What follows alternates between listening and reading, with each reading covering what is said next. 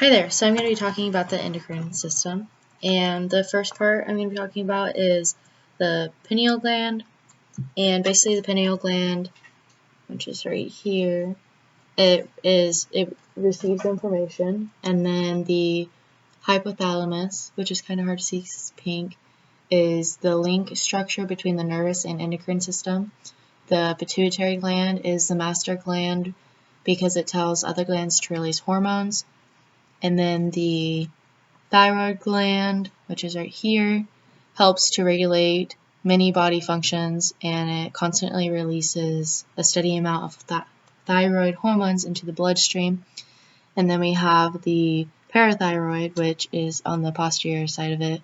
It releases calcium by bones into the bloodstream. And then we have the thymus, which is right here. It basically makes white blood cells.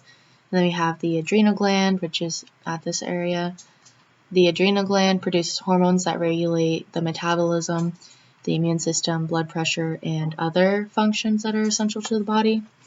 And then we have the pancreas, which is this little structure right here. It basically makes enzymes that break down sugar, fat, and starches. And then we have the ovaries down here, which produce eggs and hormones. And then we have the testes down here, which makes testosterone and produces sperm. And basically a positive feedback loop that I found is the release of oxytocin from the posterior pituitary gland, which the pituitary gland is up here. So the posterior side of that during labor is an example of the positive feedback mechanism.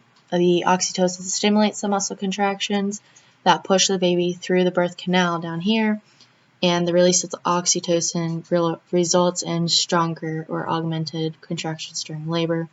And then a negative feedback loop is basically the regulation of the blood calcium level.